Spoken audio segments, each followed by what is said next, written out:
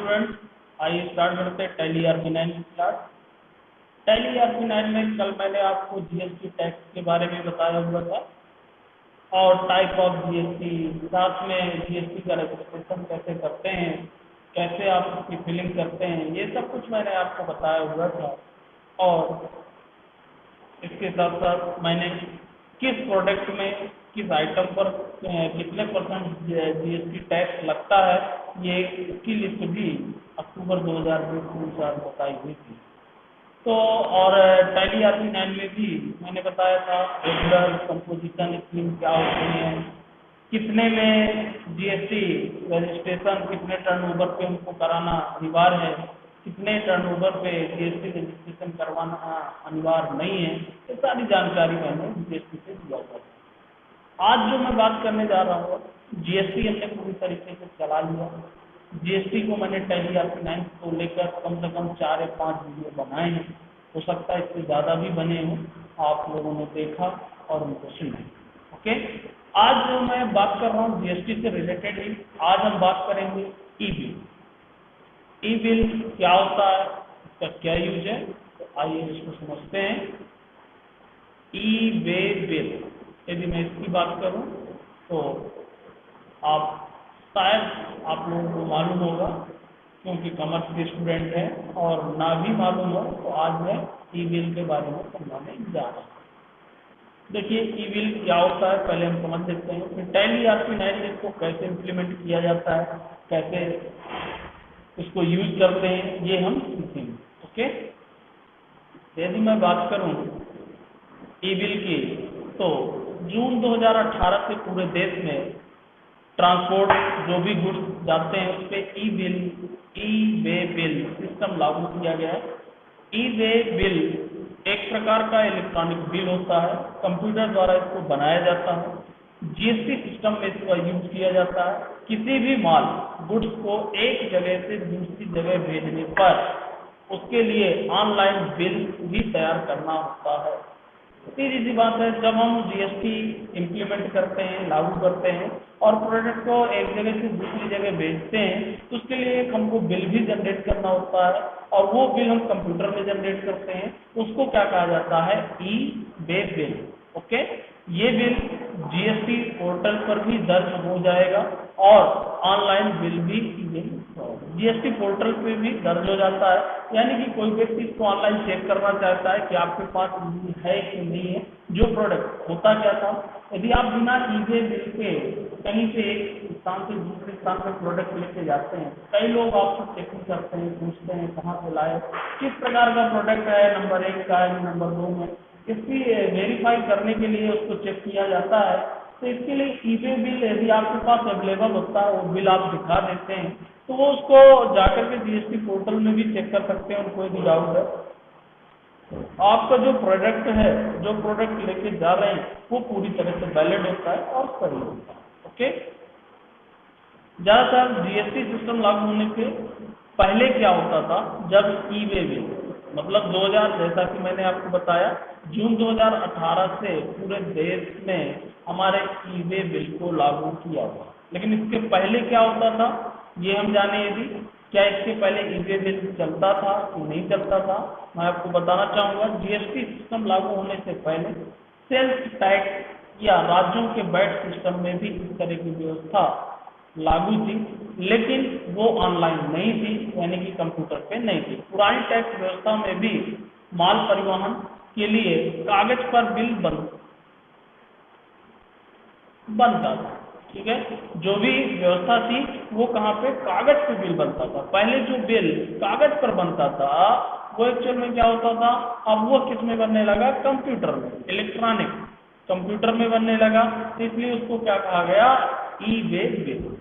अब समझ गए होंगे, वैट जो चलता था, तो टैक्स जो लगते थे पहले पुराने सिस्टम में, उसका जो बिल बना करता था वो कागज पे बनता था।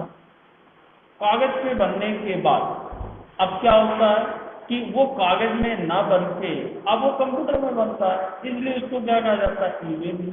ओके, इसके बाद इसे जीएसटी के नेटवर्क पर अपलोड किया जाएगा। और इसके बाद इसको जीएसटी के नेटवर्क में क्या कर दिया जाता है, अपलोड कर दिया जाता है। ई वे बिल जब बन जाता है उसको डाउनलोड करके हम जीएसटी के नेटवर्क पे क्या कर देते हैं, अपलोड कर देते हैं। और अपलोड करने से क्या होता है, अब आप उस जो ट्रांसपोर्टर होगा जो लेके जा रहा होगा उसको कोई प्रॉब्लम नहीं होती है प्रोडक्ट को एक स्थान से दूसरे स्थान में ले जाने। ओके, पुरानी व्यवस्था में जो कागज पे बिल बनाया जाता था उसे रोड परमिट के नाम से भी जाना जाता था। आपको यदि याद हो, कई लोग कहते हैं, कई लोग पूछते हैं कि रोड परमिट आपके पास है या नहीं है। पहले उसको क्या कहा जाता था, रोड परमिट। आज क्या कहते हैं उसको, ई वे बिल। ओके, अब जीएसटी लागू होने के बाद इस पुराने रोड परमिट को क्या कहा जाता है, ई वे बिल के रूप से जाना जाता है। यानी कि जो पहले रोड परमिट हमारे पास होता था वो अब क्या हो गया, ई वे बिल हो गया। तो ये बात आपको समझ में आ गई होगी।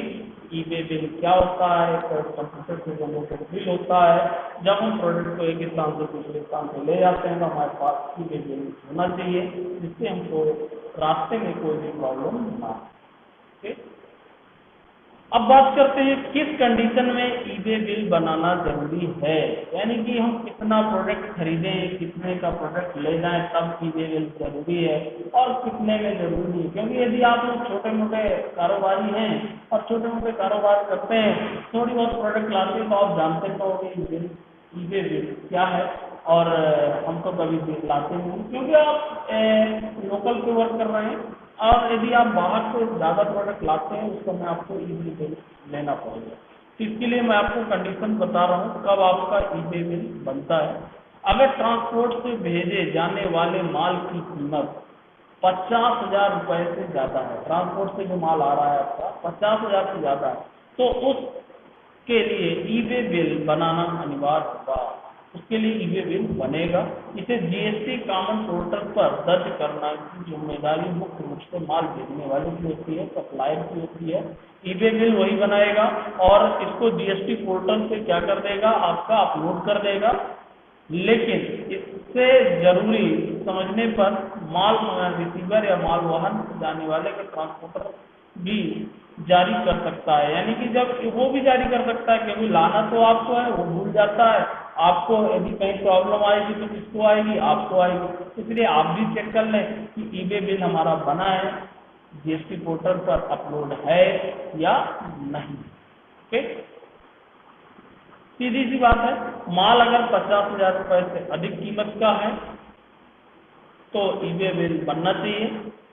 ठीक है, चाहे वो राज्य के अंदर जा रहा हो, इंटर स्टेट हो, या राज्य के बाहर इंट्रा स्टेट हो, किसी भी तरह हो, आपका ई वे बिल बनना अनिवार्य है। हालांकि कुछ खास सामानों के लिए कीमत की लिमिट में भी छूट दी गई है, वो अलग बात है, इसको हम आगे कर भी सकते हैं और हम आगे आपको बताएंगे वो क्या है। सीधी सी बात यदि मैं करूं कि यदि कुछ इसकी लिमिटेशन की छूट भी दी गई है तो उसको आप चेक कर सकते हैं कि वो लिमिट कौन सी है, आगे चेक भी कर सकते हैं। तो कुछ में छूट है, बाकी यदि 50,000 से अधिक का यदि आप प्रोडक्ट खरीदते हैं, मटेरियल मंगाते हैं, गुड्स मंगाते हैं तो ई वे बिल बनाना जरूरी है। और यदि 50,000 से कम है उस कंडीशन में क्या होगा, जी 50,000 से कम की कीमत पे ई वे बिल जारी करना आवश्यक नहीं है, लेकिन माल को भेजने वाला सप्लायर या उससे प्राप्त करने वाला रिसीवर चाहे तो ई वे बिल जारी कर सकता है। 50,000 से कम में जरूरी नहीं है, लेकिन यदि सप्लायर और रिसीवर चाहते हैं कि ई वे बिल बनाना है तो वो बना सकते हैं, उस पर डिपेंड करता है, लेकिन अनिवार्य नहीं है। ओके, तो ये शॉर्ट में मैंने आपको ई वे बिल के बारे में बताया। अब इस ई वे बिल को हम टैली ERP9 में कैसे यूज करते हैं, ई वे बिल को कैसे बनाते हैं टैली ERP9 में, और इसके बाद जीएसटी पोर्टल पर कैसे इसको अपलोड करेंगे, ये सीखने के लिए मेरे इस वीडियो में जुड़े रहें और इस वीडियो को देखें। मैं अब आपको बताने वाला हूँ ई वे बिल को टैली ERP9 में कैसे जनरेट किया जाता है। ओके, आइए स्टार्ट करते हैं टैली ERP9।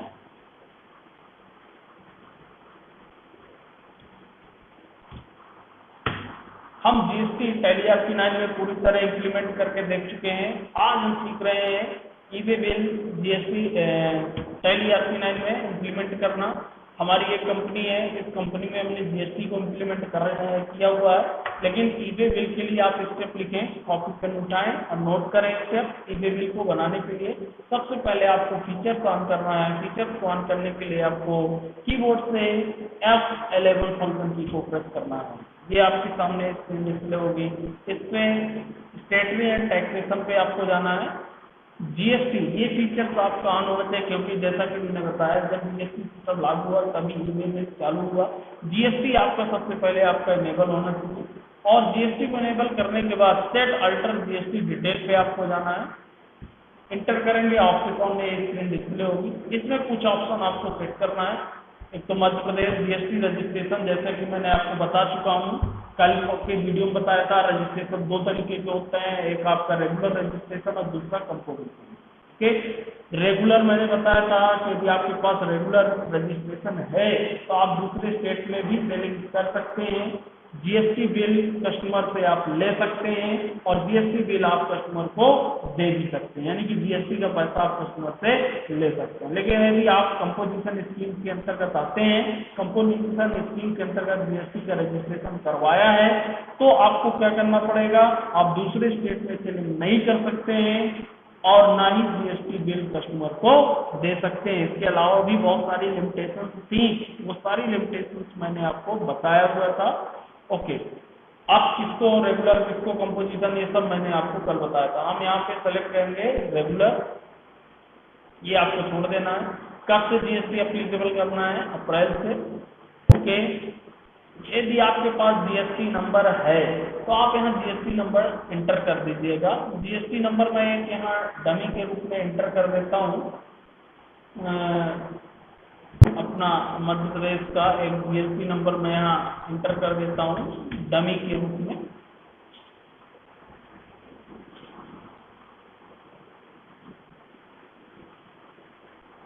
CS 4029D1Z2, ये मैंने एक जीएसटी नंबर दिया। अब इसको जीएसटीआर को मंथली रखना है कि क्वार्टरली रखना है, ये आप चेक करेंगे। ई-वे बिल, यहाँ पे अब आपको ध्यान देना है। ई-वे बिल अप्लीकेबल, इसको अप्लीकेबल करना है कि नहीं, अप्लीकेबल करना है। कब से, 1 अप्रैल से। ट्रेड लिमिट कितना रखना है, इनवाइस वैल्यू पे रखना है। इनवाइस वैल्यू टैक्सेबल वैल्यू रखना है कि नहीं रखना, वो आप पे डिपेंड करता है। आप इनवाइस वैल्यू कर दीजिएगा। लिमिट 50,000, जैसा कि मैंने बताया 50,000 कर दीजिएगा। Applicable for remittance as trade limit 50,000। ये कुछ ऑप्शन आपको सेट करना है और सीधा इसको एक्सेप्ट कर लेना है। ओके, और इसको भी आप एक्सेप्ट कर लेंगे। इसके बाद आपको बैक आना है। बैक आने के बाद अब आपको क्या करना है कि अब यदि मैं ट्रांजेक्शन 50,000 से अधिक का करता हूँ तो मेरा ई-वे बिल जनरेट होगा। कैसे, अब देखिए, हम जाते हैं ट्रांजेक्शन करने सेलिंग के लिए। ऐसे पार्टी या यूपीएमपी कहीं भी मैं कर सकता हूँ, रजिस्टर है मेरा नॉर्मल लोकल भी मैं करता हूँ। अब यहाँ पे थोड़ा ये भर लीजिएगा तो ज़्यादा अच्छा रहेगा, ये भी मैं आपको बता देता हूँ। डिस्पैच नंबर कोई भी दे दीजिए, जो भी देना है, D001। डिस्पैच थ्रू ट्रांसपोर्ट, किसके माध्यम से हम भेज रहे हैं, डेस्टिनेशन कहाँ भेज रहे हैं, सपना भेज रहे हैं। Bill lading number,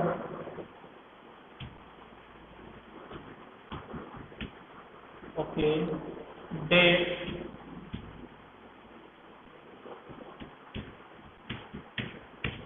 okay, motor का नंबर, किस व्हीकल से हमारा जाएगा, क्योंकि अब हमको बिल जनरेट करना है ई-वे बिल, तो पूरे डिटेल सही होना चाहिए।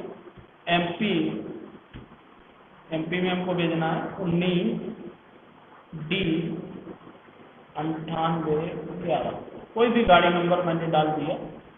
ऑर्डर यदि आपके पास है तो ये भी आप फिलअप कर लीजिएगा कि ऑर्डर नंबर कौन सा था, कब डिलीवर्ड कर रहे हैं आप, और ये आपका मोड क्या है। ये सारा मैं कुछ प्रीवियस वीडियो में सिखा चुका हूँ, फिर भी बता देता हूँ। टर्म कंडीशन आपकी क्या रहेगी, ऑन रोड हम भेजेंगे।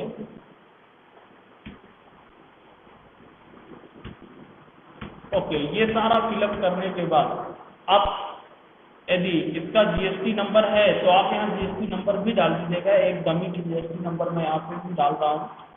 ओके, जिसको हम भेज रहे हैं उसके लिए भी डमी जीएसटी नंबर मैं यहाँ पे दे रहा हूँ।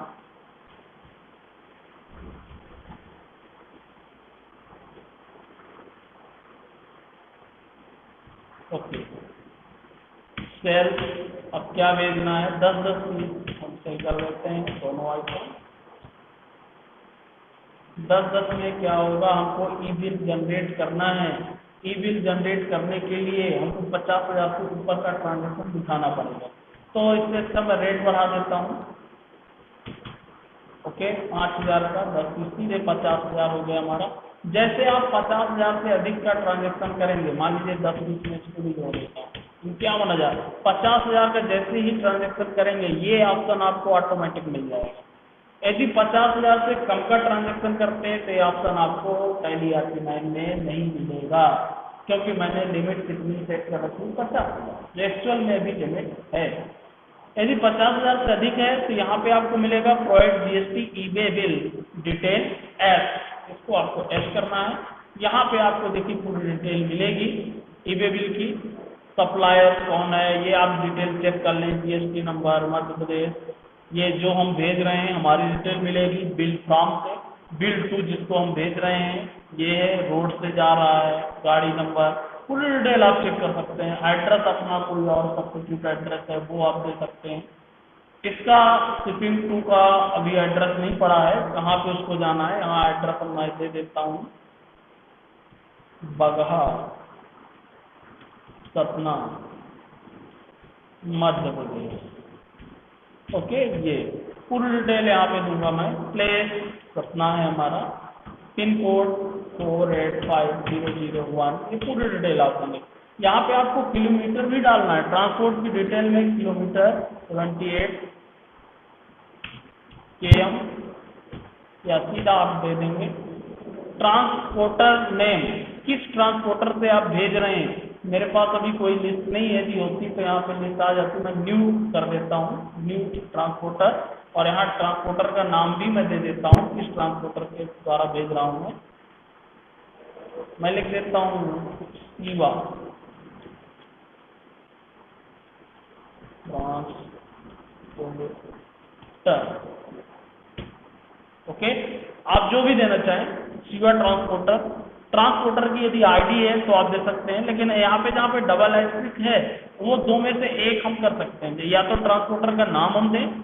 देखिए पहली डिटेल ईबे बिल की है, ये डिटेल तो अभी हमारी जनरेट नहीं होगी, ये जब हम जीएसटी पोर्टल पर अपलोड करेंगे तब जीएसटी हमारा ये डिटेल जनरेट होगी ईबे बिल की। दूसरी हमारी कंसाइनर डिटेल है, यानी कि फॉर्म जो भेज रहा है ये। तीसरी हमारी टू जिसको हम भेज रहे हैं, और चौथी डिटेल हमारी ट्रांसपोर्टर की है, ट्रांसपोर्टर को हमने ये डिटेल फिलअप कर दी। ओके, इसके अलावा भी यदि आप और कोई डिटेल फिलअप करना चाहते हैं तो यहाँ भी आप एक आपको मिलता है ऑप्शन ईबे बिल, इसको भी आप सेलेक्ट कर सकते हैं।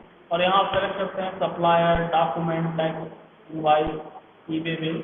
डॉक्यूमेंट टाइप क्या है, टैक्स इनवाइस है। अपलोड, यहाँ से आपको एस करते जाना है, ये देखिए पूरी डिटेल आ जाएगी। चेंज करना है तो आप चेंज कर सकते हैं। ये एड्रेस बिले टू कहाँ का है, ये बिल जो जा रहा है सपना, प्लेस सपना, ये मैंने डाल दिया 485001, ये पूरा डिटेल ले लेगा। ट्रांसपोर्टर की डिटेल भी एड कर दूंगा, ऑन रोड है, ये पूरी डिटेल मेरी फिलअप हो गई। और फिलअप करने के बाद मैं इसको नन कर दूंगा। ट्रांसपोर्टर नेम मैंने यहाँ दिया था एक्चुअल में शिवा।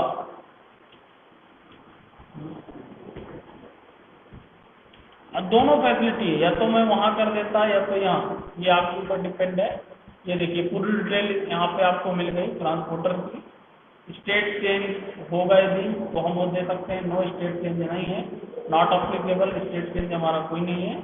ओके, और इसके बाद इसको आप नॉट अप्लीकेबल करेंगे, नॉट अप्लीकेबल, वापस आप आ जाएंगे ये आपका वापस ये डिटेल पूरी फिलअप हो जाएगी और इसके बाद आप इसको एस करेंगे और इसको एक्सेप्ट करेंगे। मैं यहाँ पे आपको दिखाना चाहूँगा, इसको यहाँ रख देता हूँ। इसके बाद आपको क्या करना है, सीधा एंटर करना है, एंट्री को एक्सेप्ट करना है। अच्छा, टैक्स, क्योंकि अभी जीएसटी नहीं लगा है हमारा, तो हम जीएसटी भी लगा देते हैं। जीएसटी के लगाने के लिए आपको क्या करना है, देखिए ये पूरा डिटेल हमारी टर्म कंडीशन वापस हो गया, सारी डिटेल हमारी फिलअप है। अब यहाँ पे हमको जीएसटी लगाना है। जीएसटी जैसा कि मैंने आपको पढ़ाया था, जीएसटी लगाने के लिए आपको क्या करना है, आउटपुट जीएसटी, क्योंकि इंटर स्टेट है तो उसकी जीएसटी लगेगी और एसजीएसटी लगेगा। ओके, ये पूरी डिटेल हमारी फिलअप है। अब मैं इसको एक्सेप्ट करूँगा जीएसटी के साथ। हाँ, HSN for keyboard and mouse specify, HSN number हमने स्पेसिफाई नहीं किया है। HSN नंबर होता है एक प्रोडक्ट को खरीदते समय, शायद आप लोगों को मालूम होगा कि व्यापार कर रहे होंगे, नहीं है तो मैं किसी दिन बता दूंगा। खैर हमने इसको एक्सेप्ट किया, HSN नंबर हमने नहीं दिया। यदि मेरी पूरी डिटेल सही होती है, सेशन नंबर भी मैंने दिया होता, तो यहीं से जीएसटी को मेरे प्रिंट करने के लिए पूछता और ईबे बिल मेरा यहीं से जनरेट हो जाता। लेकिन चूंकि एसएसएन नंबर मेरे पास नहीं था, मैंने नहीं इंक्लूड किया था आइटम में, वो मुझको कब करना था, जब मैं आइटम क्रिएट करता हूँ तब मैं मुझसे मांगता है। लेकिन फिर भी मैं अपने बिल को सुधार कर सकता हूँ, मैं आपको दिखा दूँ। आप इसके बाद जाएंगे डिस्प्ले पे, आपने ट्रांजेक्शन कर दिया, स्टेटरी एंड रिपोर्ट पे जाएंगे, जीएसटी, यहाँ पे ईबे बिल मिलेगा आपको। ओके, ईबे बिल रिपोर्ट पे आप जाइएगा, यहाँ देखिए कि कोई रिपोर्ट आपको नहीं दिखा रहा, यहाँ पे आप देखिएगा पेंडिंग रिपोर्ट, पेंडिंग में एक रिपोर्ट आपको यहाँ मिलेगी और यहाँ पे ये भी बताएगा क्या पेंडिंग है इसका, HSN कोड नॉट स्पेसिफाई। यहाँ पे प्रॉब्लम जो है हमारी रिपोर्ट में HSN कोड नॉट स्पेसिफाई है, इसको मैं दे देता हूँ, HSN कोड कोई भी डाल देता हूँ, ये प्रॉब्लम मेरी सॉल्व हो जाएगी। ओके, इस तरीके से आप HSN कोड दे देंगे। अब कोई बिल पेंडिंग नहीं है। अब आप यहाँ से देख सकते हैं इनवाइस रेडी टू एक्सपोर्ट, ये हमारा बिल जनरेट हो गया, ईबे बिल। मैं वहाँ पे दे देता तो भी आपका ये जनरेट हो जाता, लेकिन मैं जानबूझ के लिए दिया कि आपको मालूम चले पेंडिंग कैसे। यहाँ से मैनेज भी कर सकता हूँ, मैं देख सकता हूँ जो मैंने एंट्री की, यहाँ से क्रूज वाउचर भी कर सकता हूँ, ओपन भी कर सकता हूँ, पोर्टल को भी, ईबे भी एक्सपोर्ट भी कर सकता हूँ। ये पूरा आपका ईबे बिल जनरेट हो गया, जीएसटी नंबर ये सब कुछ आपको दिखा रहा है। अब आपको यहाँ से इसको एक्सपोर्ट करना है। एक्सपोर्ट करने के लिए आपको यहाँ पे जाना है, एक्सपोर्ट फॉर ईबे बिल, ये आपसे एस करेगा। इसकी जो फाइल बनती है ये JSON में बनती है, JSON, ईबे बिल जनरेट होता है और यही फाइल आपकी जीएसटी में अपलोड होती है। आपको एस कर देना है, ये जैसे आप एस करेंगे यहाँ पे फाइल बन के आ जाएगी। ये देखिए, ये हमारी फाइल बन के आ गई।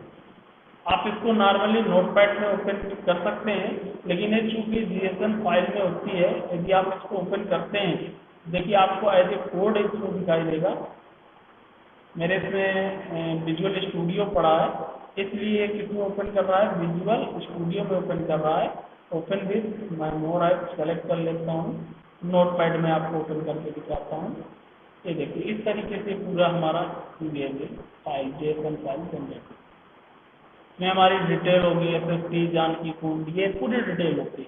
इससे आपको कोई लेना देना नहीं, आपकी ये फाइल जनरेट हो गई और इसी में लिंक दिया होता है ओपन ईबे पोर्टल, इस पर क्लिक करेंगे तो हमारे इसमें नेट चलता होगा, सीधा जीएसटी का ईबे बिल पोर्टल ओपन होगा और उसमें उस फाइल को हमको अपलोड कर देना है बस। ओके, लेकिन हमारे पास उसका जीएसटी का रजिस्ट्रेशन होना चाहिए उसमें एंटर करने के लिए, उसमें लॉगिन करने के लिए। फिर भी मेरे पास ऐसा कोई रजिस्ट्रेशन नहीं है, लेकिन मैं एज ए डेमो आपको बता रहा हूँ। यदि मेरा नेट तो चल रहा है, यदि फाइल ओपन होता है पोर्टल, मैं पोर्टल भी आपको दिखा देता हूँ और सीधा आपको इस पर अपलोड करने की आवश्यकता होगी। हमारा ईबे बिल जनरेट हो गया, फाइल डाउनलोड हो गई, जैसा कि मैंने आपको यहाँ पे बताया था। फाइल को डाउनलोड करने के बाद ई-वे बिल में जब वो फाइल आपकी डाउनलोड हो जाएगी तो उसको सिर्फ अपलोड करना है। अगर ट्रांसपोर्टर लोड मैंने आपको यहाँ पे बताया था,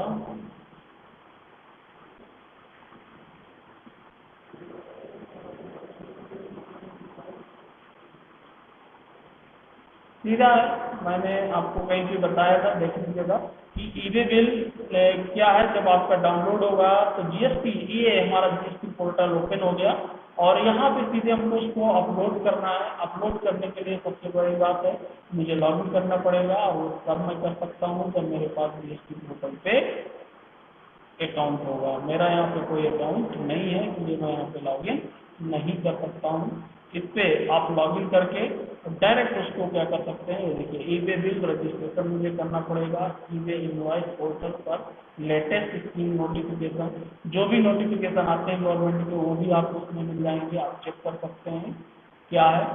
तो यहाँ पे हमको उसको क्या करना होता है, सिर्फ अपलोड करना होता है। जीएसटी में सिर्फ उसको बनाकर डाउनलोड करना होता है। लेकिन ये ध्यान रखें उसके हम फॉर्मेट को चाहते तो चेंज कर सकते थे, लेकिन जीएसटी पोर्टल जो अपलोड करता है वो जेसन फाइल को ही अपलोड करता है, इसलिए tally ERP9 by default JSON file को जनरेट करता है। ओके, तो आज के वीडियो में यहीं पर क्लोज कर रहा हूँ। आज हमने सीखा ई-वे बिल जनरेट करना टैली ERP9। ओके।